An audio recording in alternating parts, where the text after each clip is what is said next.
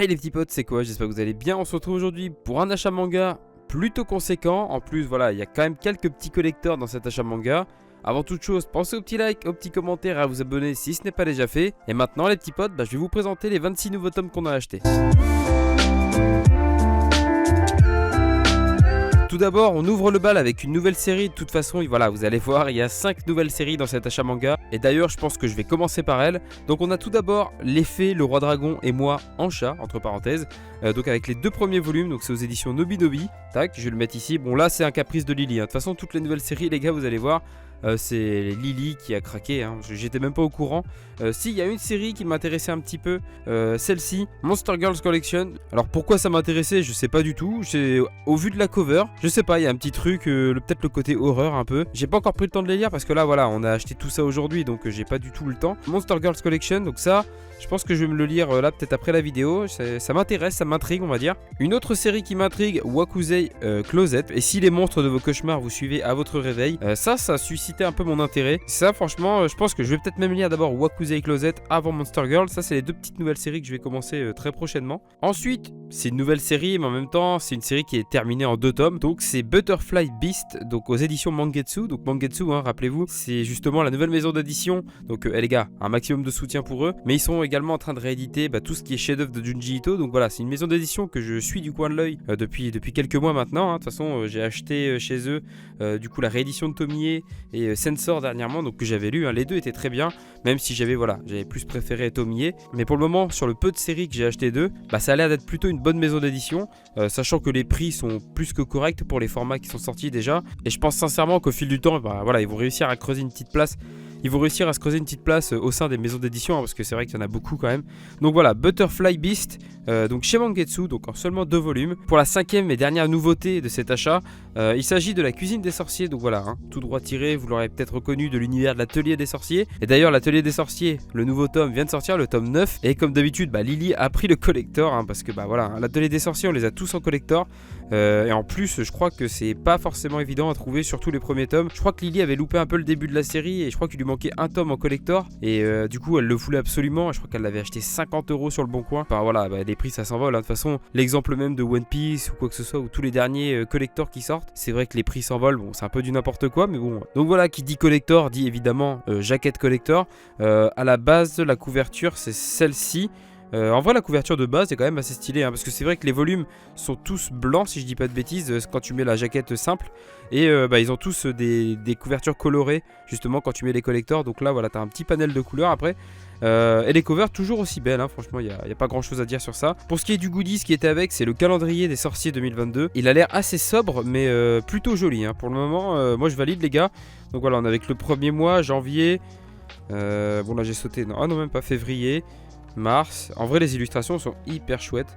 Et puis le fait d'avoir à chaque fois tout ce qui est le côté argenté autour là qui revient, les petites bordures et tout, en vrai c'est assez stylé. En tout cas calendrier plutôt chouette. Ensuite on a pris le volume 6 des carnets de l'apothicaire les gars, donc toujours aussi lourd cette série. Pour les 2 prochains tomes ce sera des collectors avec le volume 12 de Bakemonogatari qui a une jaquette différente de celle habituelle. Sinon c'était celle-ci si vous le preniez en volume original. Donc voilà pour la jaquette collector, elle est plutôt jolie en vrai. De toute façon les jaquettes de Bakemonogatari je trouve que généralement elles sont quand même plutôt belles. J'ai pas besoin de présenter la série je pense. Si vous connaissez pas, c'est très très lourd comme série. En plus au dessin les gars on retrouve le mangaka qui avait fait Air Gear, donc je sais pas si vous connaissez. Bon, pour les plus anciens ça va peut-être vous parler. Donc il y avait ceux-ci en édition limitée, donc voilà, t'as plein d'ex libris.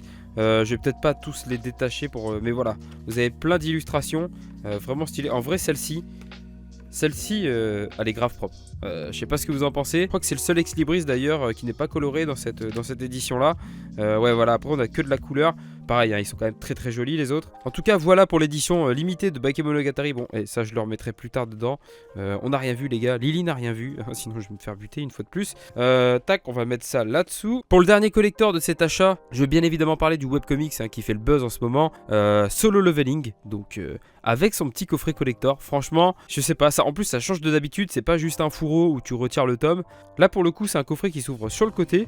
Et voilà, vous avez quelques petits goodies. On a une petite illustration de la série, donc en plexi, vous savez, en plastique, que je vais pouvoir mettre un petit présentoir du coup devant la série. Ensuite il y a un marque-page épais. Bon, le marque-page les gars, je vous cache pas qu'il est peut-être un peu trop fin.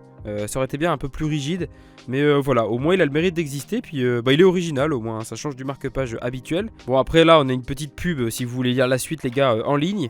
Et donc voilà pour le tome 4, donc les covers toujours aussi magnifiques. Je pense que la couverture du tome 4, si vous ne preniez pas le collector, était différente, hein. C'est ce qu'ils ont un peu fait pour les 3 premiers tomes. C'était pas vraiment des collectors, mais si vous les achetiez par exemple Cultura, Fnac ou chez vos libraires, pour chaque tome en fait il y avait une cover alternative en fonction d'où vous l'achetiez. Et en vrai c'était plutôt cool. Et puis après j'ai pas grand chose à dire à part la colorimétrie qui est genre totalement maîtrisé, hein, comme dans les 3 premiers tomes. T'es vite plongé dans l'univers et ça c'est extrêmement important, surtout quand tu commences une nouvelle série. Enfin en tout cas voilà, moi j'ai réussi à me plonger aussitôt dedans. Je sais que Lily c'est exactement pareil et qu'à chaque fois on attend la sortie du nouveau tome. Dites-moi si vous avez apprécié la série ou alors si vous êtes plutôt format numérique et du coup vous n'avez pas du tout acheté le format physique mais plutôt le format en ligne. Voilà, dites-moi en commentaire ce que vous préférez les gars pour cette série là. Ensuite on a pris le volume 4 de Demon Slave, ensuite le volume 25 de Yuki Holder, donc par Ken Akamatsu. D'ailleurs c'est pas la seule série qu'on possède de lui parce qu'on a les Maîtres Magiciens Negima, on a les High Non-Stop et les Lovina. Ensuite on arrive sur l'éditeur coup de cœur de Lily, donc Noev Graphics. Et pour le coup la nouvelle série que je vous ai présentée là en début de vidéo, Wakuzei Closet, c'est également publié par Noev Graphics. Donc sinon pour la suite des séries, on a Miss Kobayashi's Dragon Maid, donc avec le volume 2, Rent a Girlfriend, le volume 4, et ensuite un volume 2 que j'attendais tout particulièrement,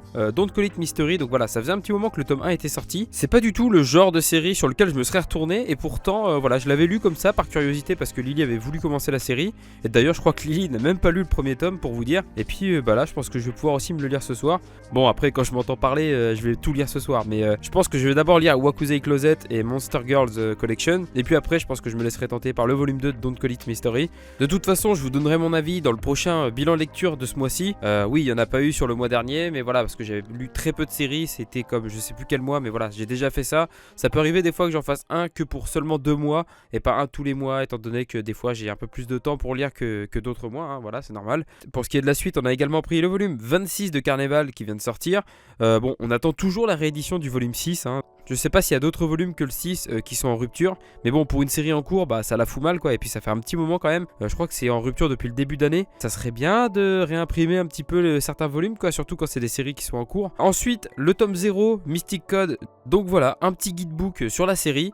Après on a le volume 23 de Darwin's Game. En tout cas je sais pas si vous êtes nombreux à avoir lu cette série, mais voilà je l'ai déjà vu plus d'une fois dans les mangatech de mes abonnés, et ça fait plaisir parce que c'est une série qui me tient à cœur. Après on a enfin le volume 2 qui est sorti de Brigade d'Outre-Tombe, donc chez H2T. Ça fait longtemps que j'attends le volume 2. Je trouve que le style de dessin s'en rapproche énormément. On a une patte graphique qui est assez similaire. En tout cas pour ce qui est du chara design, je trouve que voilà on a quand même des similitudes avec les personnages par exemple qu'on peut retrouver dans les œuvres de Naoki Urasawa. Et franchement ça me fait plaisir parce que pour le coup moi Naoki Urasawa c'est un mangaka que j'adore énormément, et c'est aussi pour ça qu'on a aussi beaucoup de ses œuvres dans la mangatech. Ensuite le volume 9 des Mémoires de Vanitas. Je crois que l'anime a commencé cet été ou un truc du genre. Enfin en tout cas l'anime est très récent. Le dernier tome d'une série, attention les gars, c'est la fin d'Ajin, donc avec le volume 17. Un volume quand même assez sobre hein, dans l'ensemble au niveau de la jaquette. Simple, sobre, efficace. La fin d'une très bonne série que je vous recommande énormément. J'ai pas encore lu le final, mais je pense que voilà, je vais plutôt apprécier.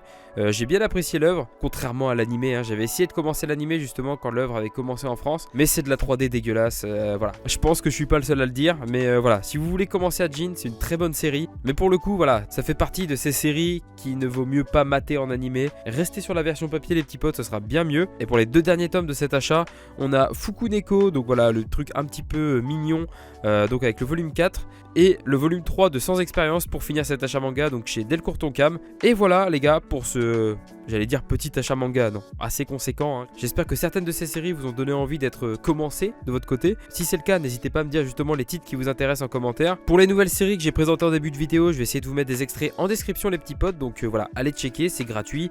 Au moins ça peut vous donner une petite idée de la série ou quoi, et puis ça peut peut-être vous intéresser. En tout cas moi j'ai un peu peur pour la suite du mois, parce que bon actuellement on est le 8 au moment où je tourne la vidéo, et voilà, je vois qu'on a déjà acheté tout ça alors qu'on est qu'au début du mois. J'ai pas trop checké le calendrier des sorties de ce mois-ci, mais on arrive avant les fêtes de fin d'année. Je pense que voilà, sachant que décembre généralement le mois n'est pas complet en sortie, donc ils vont soit en sortir un peu plus en novembre ou un peu plus en janvier. Mais en tout cas si c'est pas le mois de novembre qui nous fait mal au porte-monnaie, ça sera le mois de janvier après les fêtes. En tout cas j'espère que cette vidéo vous a plu. Encore désolé, ça s'entend peut-être, mais je suis encore un petit peu malade les gars, j'ai encore la gorge un petit peu enrouée, mais j'espère au moins que ça n'a pas altéré la qualité de cette vidéo. On arrive tranquillement aux 8000 abonnés, donc merci encore à vous les petits potes. Je l'ai déjà dit en début début de vidéo, mais voilà, pensez à l'abonnement, le petit like et le commentaire pour réagir à la vidéo. Ça paraît pas comme ça, mais moi ça m'aide énormément et puis voilà, ça augmente la visibilité de mes contenus. Sur ce, je vous dis à très bientôt les petits potes, je vous fais plein de gros bisous. Merci d'avoir regardé cette vidéo jusqu'au bout.